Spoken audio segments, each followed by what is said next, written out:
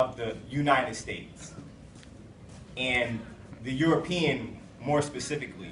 It's a part A to a two-part series. Tomorrow we'll be dealing with the effects of this history of injustice on its black population.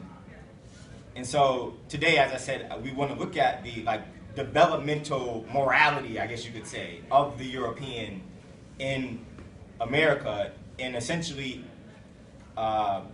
what effects it has had on society. So my thought in developing this entire presentation followed as I often hear black people say things like, in terms of injustice, why don't they like us? Or, this is America. You know, this is supposed to be the land of the free, and things like that. And it shows a fundamental ignorance of the history of America. This shock when things happen, that people are like, oh, I can't believe they did that. It shows a fundamental ignorance of what has happened. And so I think in this presentation, I would like to preface by saying I am not looking to answer any questions. This is not a solution, per se a solution-oriented presentation. I think first, in order to get any sort of solution, we have to properly understand the problem. And as long as we don't understand the problem, or we sugarcoat the problem, we can never find a sufficient answer to the problem. So part B tomorrow, we'll be dealing with the effects of this problem, and then it will be during the the solution confab tomorrow at 10:30 a.m. in the PMC Youth Chapel. And so here's the little ad for that. So that's where part B will be. Doors open at 10 a.m., 10:30 a.m. So once again, what we're doing is sort of like a counseling session. We can all look out into America and see the symptoms of some issues in America. People getting shot, mass incarceration. There are obvious symptoms. What we're coming here to do today is to review the story as you would in a counseling session. And then once we properly understood the story, then we can review the symptoms and maybe we can find a solution to the problem. So with that, we're going to go ahead and get started. And in my analysis of the situation, I think you have to start at the point of war. You have to go back to the first Europeans to come to Africa. You have to see the entire issue from a standpoint of war. That they came to the borders with weapons and things of this nature and a navy, and they invaded into the inland from the coast, and they would steal peoples, and they would have people steal people. It was an act of war. And I think that's something that's quite obvious, but I think it's something that we often overlook. And so then it will follow that since it was an act of war, then we are obviously prisoners of war. I think that it's an essential, part of liberating the consciousness to start your understanding with the fact that you are not an immigrant, you are not a settler, you are a prisoner of war.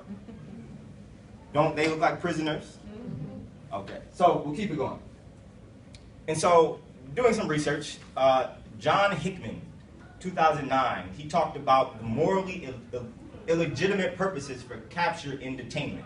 He said these purposes were punishment, labor exploitation for increased profit, recruitment or conscription as combatant soldiers, exploitation for intelligence, display as proof of victory, and ideological indoctrination.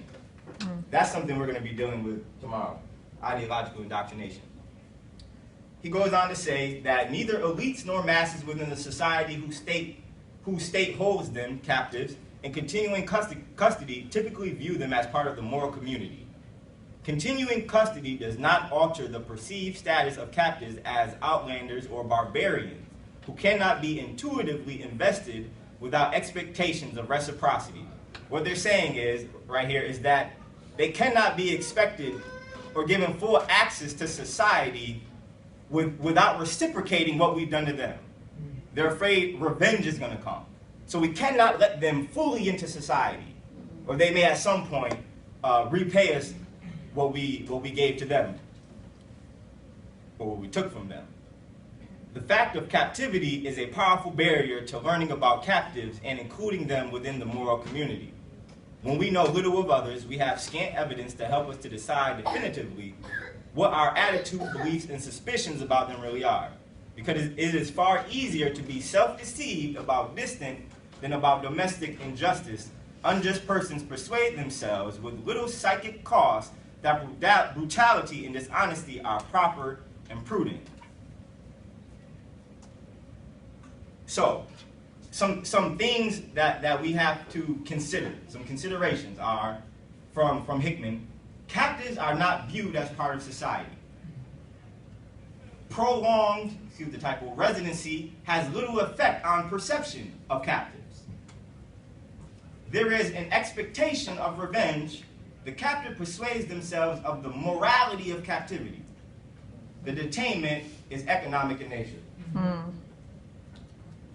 So we have here, when you have prisoners of war, then you necessarily need guards. So then we're looking at social justice. We then trace back the history of police directly to slave patrols. Understand, there are no such thing as police. No such thing, no such invention as police until there are slaves in America. You have it happening in England or what have you, but policing, and even then in England, it was more night patrols. Individuals who didn't want to sign up for the army will volunteer to just stand the midnight watch, just kind of make sure nothing happened, kind of falling asleep on the wall. But the origination of policing in America is directly due to the wrangling of slaves. As you see here, we have the badge, Plantation Police, Runaway Slave Patrol, 1858. And we have Kepler saying, 2011, saying, the institution of slavery and the control of minorities, however, were two of the more formidable historic features of American society, shaping early policing. Slave patrols and night watches, which later became modern police departments, were both designed to control the behaviors of minorities. For example, New England settlers appointed Indian constables to police Native Americans. The St. Louis Police, the who? St. Louis Police were founded to protect residents from Native Americans in that frontier city. And many southern police departments began as slave patrols. In 1704, the colony of Carolina developed the nation's first slave patrol. Slave patrols helped to maintain the economic order and to assist the wealthy landowners in recovering and punishing slaves who essentially were considered property. Mercy. And so, with this control, it is not just as simple as wrangling these people together. It is much easier that if you can control their mind, you can then control their actions. So we were considered chattel slavery, like a cow, like a pig, like a chicken. And so we have been domesticated. And Merriam-Webster says that the definition of domestication is to tame an animal, especially by generations of breeding, to live in close association with human beings as a pet or work animal, and usually creating a dependency so that the animal loses its ability to live in the wild. Mercy, Lord. We're going to deal with the thing today. Out of domestication, hear me now, we're talking about the evolution of policing and the morality of the European. Feral species descend from domesticated animals. Multiply quickly, disturb community, disturb ecosystem. What is a feral species? A feral species is, I have taken the wolf and I have domesticated him. I have made him my pet. His purpose is my pleasure, period. Or to herd my sheep, one of the two. What happens is then someone gets rid of a dog, another person gets rid of a dog, another person gets rid of a dog, and now you have a community of dogs that have no purpose. They have been freed without any intent for their future, and they multiply quickly, and they disturb the community, and they disturb the ecosystem. They're taking all our jobs. You know, they don't belong here. Disturbing the ecosystem. And so we see the legacy of slavery and racism did not end after the Civil War. In fact, it can be argued that extreme violence against people of color became even worse with the rise of vigilante groups who resisted Reconstruction. Perhaps the most infamous American vigilante group, the Ku Klux Klan, started in the 1860s, was notorious for assaulting and lynching black men for transgressions that would not be considered crimes at all had a white man committed them. Lynching occurred across the entire county, not just in the South. Finally, in 1871, Congress passed the Ku Klux Klan Act, which prohibited state actors from violating the civil rights of all citizens, in part because of law enforcement's involvement with this infamous group. This legislation, however, did not stem the tide of racial or ethnic abuse that persisted well into the 1960s. Now, I think it's important. Now, we're talking about blacks have been freed, Reconstruction is happening. It is important that we deal with the situation, right? Okay, what happens is we are free. and whites cannot deal with our freedom. And so what you have here, this is Omaha, Nebraska. This is 1919. And this young man, I believe he was accused of, whistling at a white woman or something like that. I don't remember the exact crime, but it was something along those lines. Or rape or something of that nature. And man, they just had to have him. And they stormed the government building and overran the government and took this man out of prison and hanged him and set him on fire. Now, I think this is important to note because often we try and argue away racism in an institutional sense. We say it's institutional racism. I posit that that's not really a real thing. Institutions are people, services, and products, period. So to say it's institutional is to say the building is racist. The building is not racist. It is people who have sat down and designed racist legislation. So if you're not racist, then it would be just as simple to sit down and undo the racist legislation. But these things have not happened in America. And so then we go further that then this is not the state. This is the community doing these things. I mean, we really have to get to grasp with the fact that we are not talking about random individuals here when we're talking about the issue of race. These are entire cities. The first airborne attacks were in Tulsa, Oklahoma. The mayor of the town dropping sticks of dynamite upon the black businesses, Black Wall Street. You see, so we're dealing. You see the evolution of the morality of the European in America, and so my sister here has a sign that says, "Can a man love God and hate his brother?" Oh my! It is my personal belief. Now this is my personal belief that up until recent years, I don't even believe black and white Christians in America serve the same God. I don't. How? Can a man love God and hate his brother? Period. We know that's what the law and the prophet hangs on. And so we go on, and I think it's important to note here then that you do not see any sort of mass what's the word I'm looking for? Mass morality, we'll say. Any sort of compassion in the masses. Any sort of caring in the past. Any sort of Christian act whatsoever until the Civil Rights Movement. Now this is a generalization, of course, but the white majority is immoral at large. There is no compassion in their society. Either they are direct actors or they are ambivalent, where they just turn their back. So this is what we're dealing with here, all right? And now we're in 1960. That wasn't that long ago, okay? And it. We'll keep going. Let me. And so we don't see a rise of Christian ideals until we have a Martin Luther King, etc. And so it is not until now some of you who may have lived through the Civil Rights Movement may know better than we. We have a sort of glossy view of the Civil Rights Movement, right? There's this triumphant event. And that's not what it was in reality. In fact, according to John Henrik Clarke, the movement was almost dying before they had gotten to Birmingham. It was dead. They went through Georgia and the people didn't respond. They opened up the restaurants. Oh, there's nothing wrong here. Yeah, sit down and eat. The movement, it was built on a reaction from the races. And so when they go to Birmingham, they develop a plan to entice Bull Connor. And what they do is they have the children march with them, right? And I didn't have the other picture, but the famous picture of the dog nipping at the leg of the young man, right? And so you have the pictures of the water hoses. And they get these pictures and they go viral in the historical sense, right? And people become outraged. And then you have the bombing of the 4 girls in the church in Birmingham. And so you have to understand that this is when things take off on the national level. But it is important to note the extreme conditions it takes to get a response from them. That is vital to where we're going to go right now. It takes the bombing of 4 little girls after some 3,000 lynchings for them to say, whoa, man, maybe this is wrong. Whoa. It takes seeing children getting nipped by dogs for them to think for the first time, man, maybe we ought to do something. And so what we have here then is you can travel down in time, and we have the video of Walter Scott being shot 8 times in the back, do we not? And they all come out and say, oh man, it's an injustice. It's right there on video. But as far as Trayvon, as far as Michael Brown, you know, Eric Gardner, oh man, and all the other nameless men and women who have been killed, nah, they deserved it. You see, it takes extremes for them to respond, because it does not prolong residency in the society will not change their view of you and deep down inside.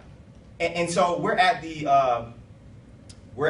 panel discussion with my good liberal friend sitting next to me, you know, good Christian boy, you know, good views. Best friend is South African, 4 years. But out of his mouth, Nelson Mandela was a racist before he met Jesus. Whoa! You see how even in a progressive state, you would say, that deep down inside at the base of things, he is still viewing things out of the moral and ethical history of America. And so it's not a demonization, it's simply a fact. And so what we have here then is what I call sort of a reverse of The Boy Who Cried Wolf. In The Boy Who Cried Wolf, what you see is a towns member is given the benefit of the doubt because he's a towns member. You understand? So he can, the wolf's coming, the wolf's coming. And they believe him each time and come out. And finally they stop believing him. And the wolf come and get him, and that's the end of the boy. But for us, they won't believe us until they see the wolf. You get no benefit of the doubt. And in this analogy, so it takes them to see the wolf for them to believe you at any point in time. And then this is just an analogy. In reality, the American people are both the wolf and the townspeople at the same time. So this is the thing we're dealing with here, right? Ambivalence. I hear no evil, speak no evil, see no evil. I don't want to know. Why can't we all just get along? Why can't we just not have race anymore? You see what I'm saying? Okay.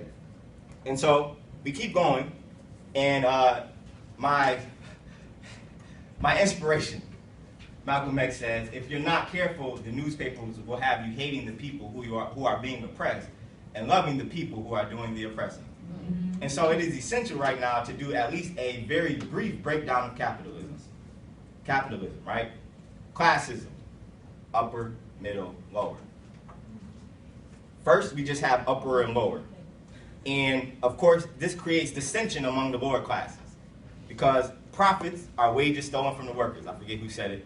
But essentially what it's saying is, if I have a $1,000 MacBook, equality would say that if it costs $1,000, if I get $1,000 for selling it, I should distribute those proceeds in some equitable sense among my workers.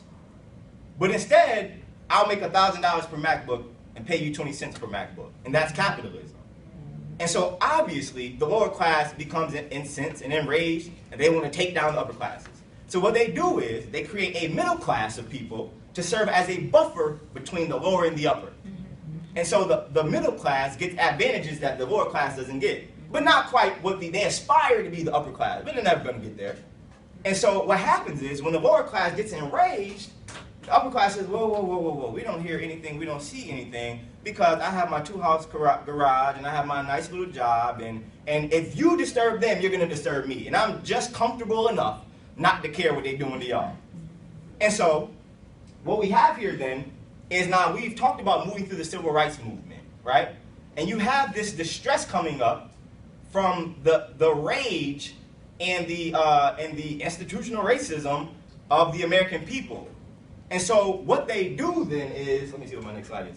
What they do then is, through integration, and I'm not saying it was all bad or anything like that, but this is what happened. Through integration and things like that, affirmative action, they expanded the middle class for blacks. And black people reacted the same way anybody does when they get in the middle class. And they serve as a buffer between the lower class and the upper class. Now that they have established this middle class, what they do is this. Watch this. We start going on up into the 70s, 80s, and 90s, the war on drugs. And now the distress, they pump the drugs into the community, and now the distress of the lower class is now criminalized and villainized by the drugs coming into the community. You understand? So they take advantage of their poverty, and we'll give you alcohol, we'll give you crack, we'll give you weed. Because man, it's rough being poor. You know, and either I have a chance to make some money, or I have a chance to drain my sorrows. And they put it in there, and then they raise the sentences for black people, and now you have mass incarceration, you know, mass incarceration of black males. You see, we right back to being a prisoner of war again, as you can see. More slaves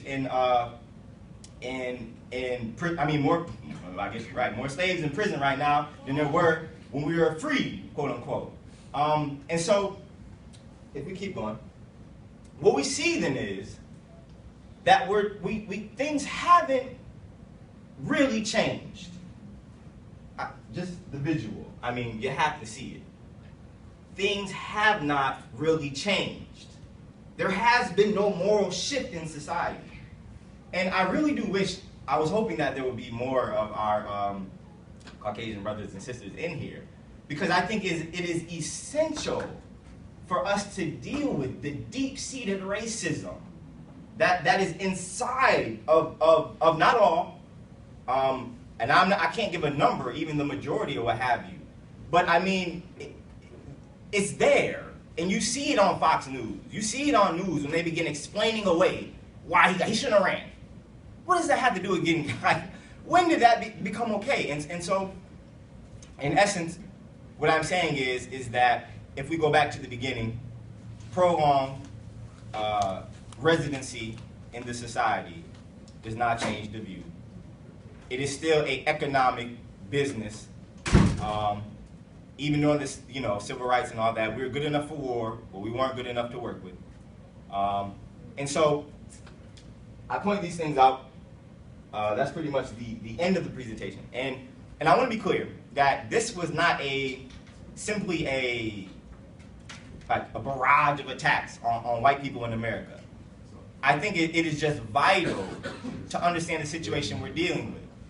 And so in a synopsis, what we have then is, we have a majority of people who speak diversity, who speak it, but don't practice it. And what do I mean?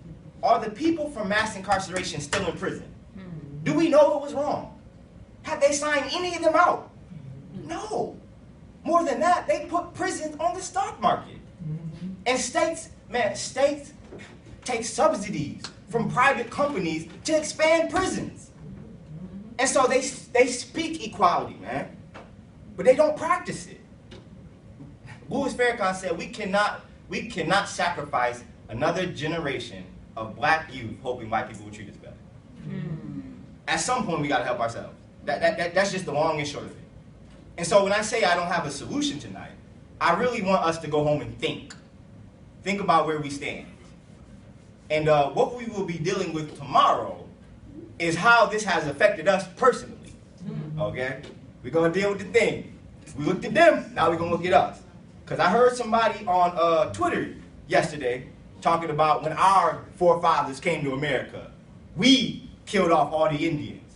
Who's our forefathers? And who's we? Like, we is a sound you make on a roller coaster. You know, we is small. We is not, that's not we. We had nothing to do with that. And so then why do you take on the crimes of the people who enslaved you? All right. And so these are the things we're going to be dealing with. We're going to be looking at education.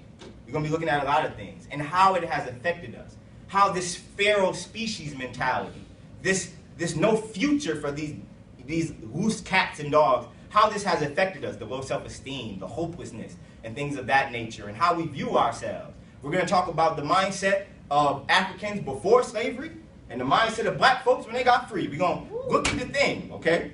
All right? And then we have the solution confab, which in and of itself is a solution, providing a stage for black scholarship and a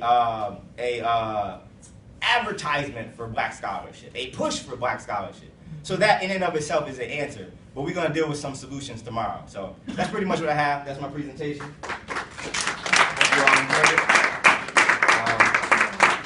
Yeah.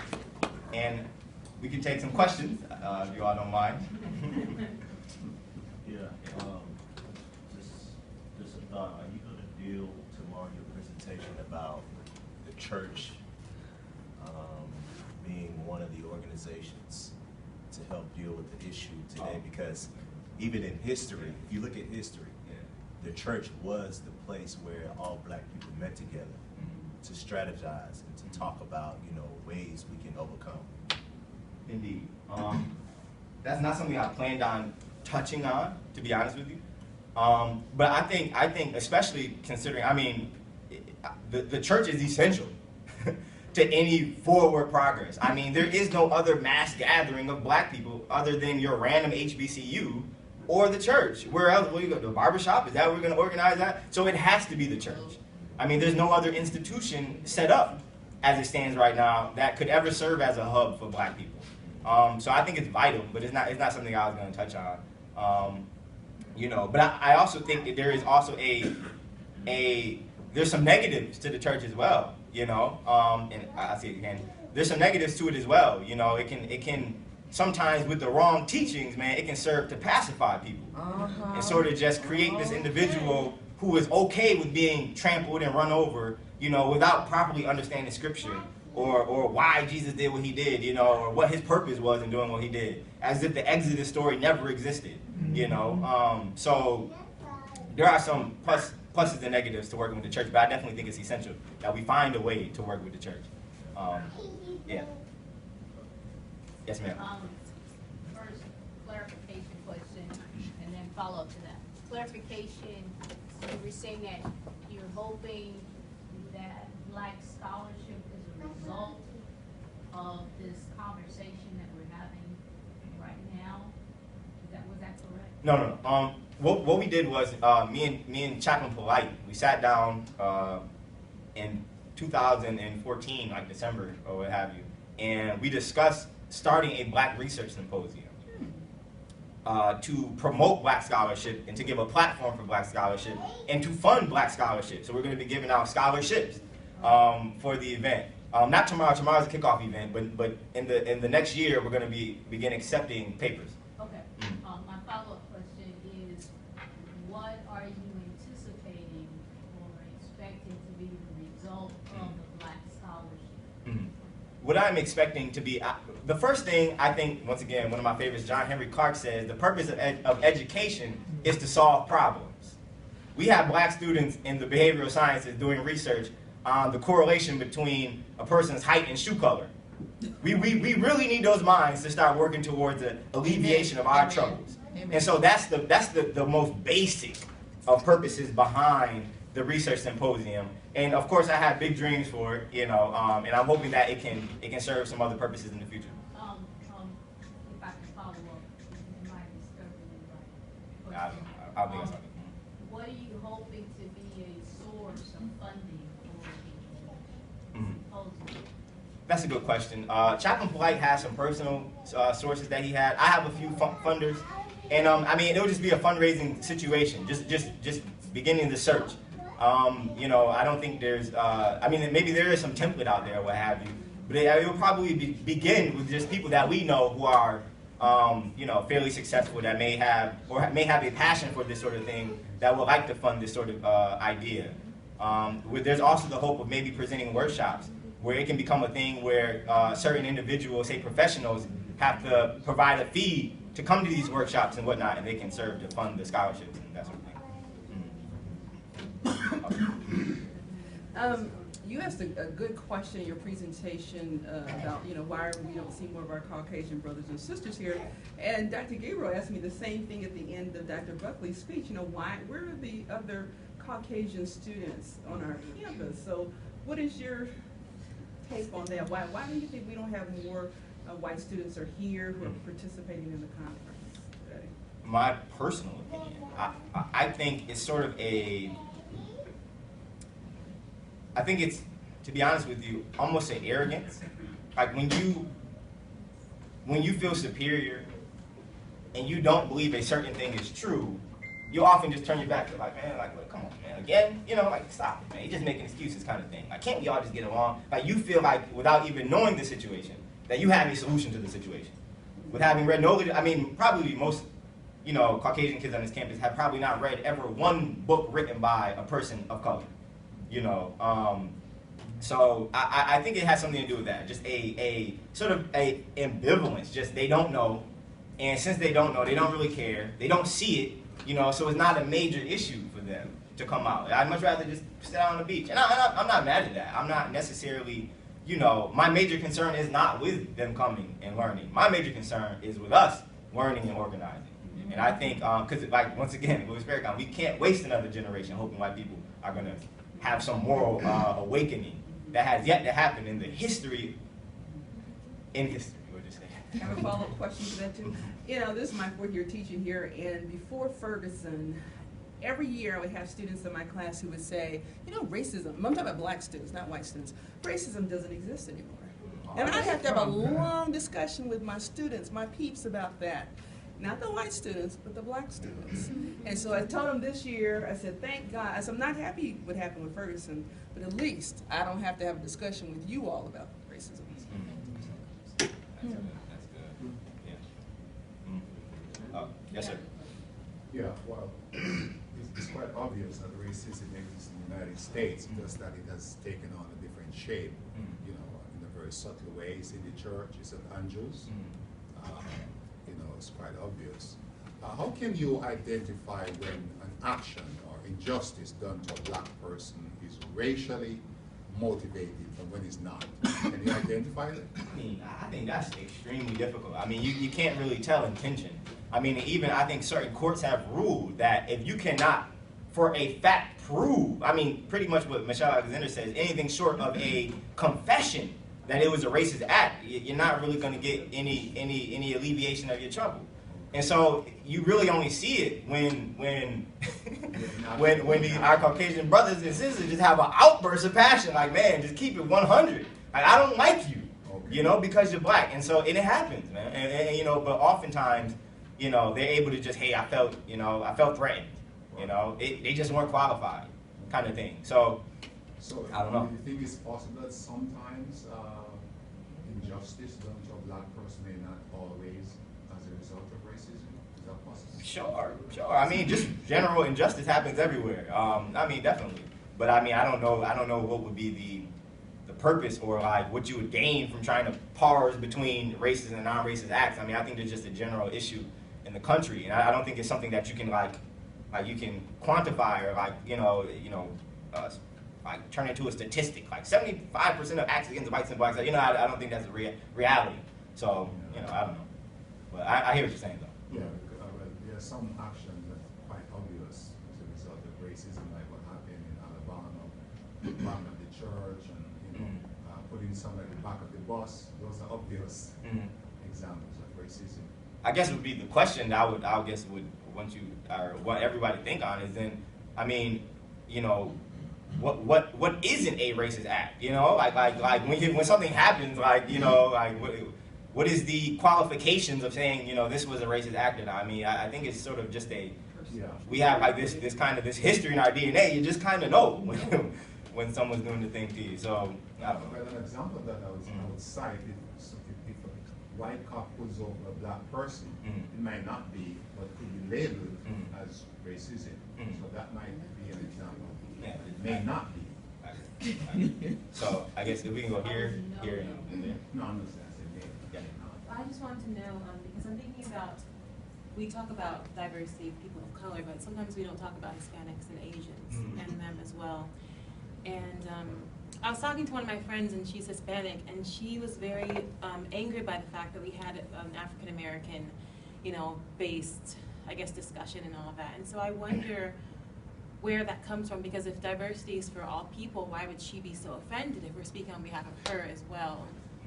I guess maybe it's not directed towards Hispanics and Asians specifically, but I just want to know what you think about where her offense comes from if we are, in a sense, talking on her behalf as well. That's a good question. I'm not sure. I often hear, to be honest with you, I often hear like Caucasians say things like that, like why can't we be involved? Like that's like generally like a response that